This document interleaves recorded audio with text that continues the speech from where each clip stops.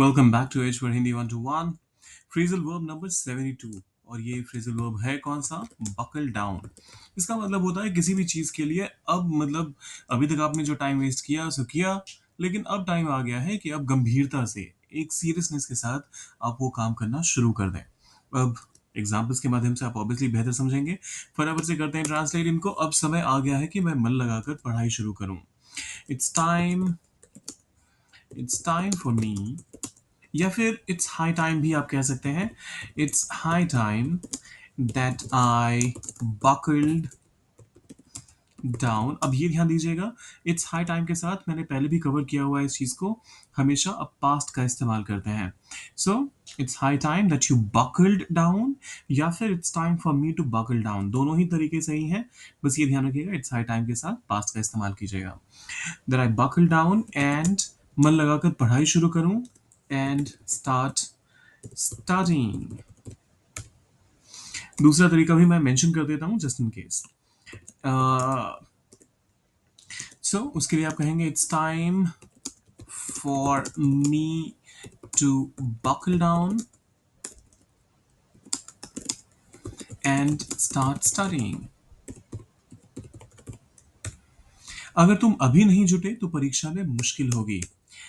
अगर इफ तुम यू अभी नहीं जुटे, if you don't buckle down, और अभी भी कहा जा रहा है। So now if you don't buckle down now, तो परीक्षा में मुश्किल होगी। The exam will be tough for you. The exam will be tough for you. If you don't buckle down now, the exam will be tough for you. If you don't buckle down now, the exam will be tough for you. उसने तय किया कि वह पूरी तरह से काम में लग जाएगा। ही डिसाइडेड, उसने तय किया कि वह पूरी तरह से, that he will buckle down, अपने काम में लग जाएगा। And he'll buckle down and focus on his work. He decided that, अच्छा, past और future की खिचड़ी नहीं चाहिए। So he decided that he would buckle down and focus on his work.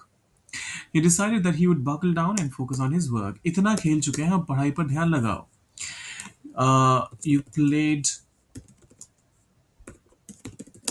so much. You played so much. या फिर आप चाहें तो ये प्लेड इनफ भी कह सकते हैं, मतलब सफिशिएंट हो चुका है आज के लिए खेल का मतलब खेलने वाली चीज। अब पढ़ाई पर ध्यान लगाओ। Now buckle down,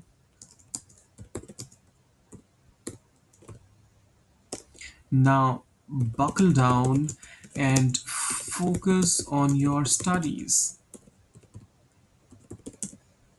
You have played enough. Now buckle down and focus on your studies. You have played enough. Now buckle down and focus on your studies. Board exams नजदीक हैं, अब तो हर किसी को मेहनत में लग जाना चाहिए। The board exams, the board exams are near. या फिर आप चाहें तो इसके बदले आर अराउंड द कॉर्नर भी कह सकते हैं। इसका मतलब होता है कोई भी चीज अब बेहद नजदीक आ चुका है। Everyone should buckle down now. हर किसी को everyone should चाहिए, buckle down मेहनत में लग जाना चाहिए। So buckle down, अब तो, so now. The board exams are near. Everyone should buckle down now. The board exams are near. Everyone should buckle down now. मुझे पता है कि मैंने देर कर दी, लेकिन अब मैं गंभीरता से शुरू करने वाला हूँ। तो इसको कीजिए ट्रांसलेट। अब आप डालिए उसे कमेंट सेक्शन में, और जाने से पहले सब्सक्राइब, लाइक और शेयर वो तो जरूर कीजिएगा। मिलते हैं जल्दी।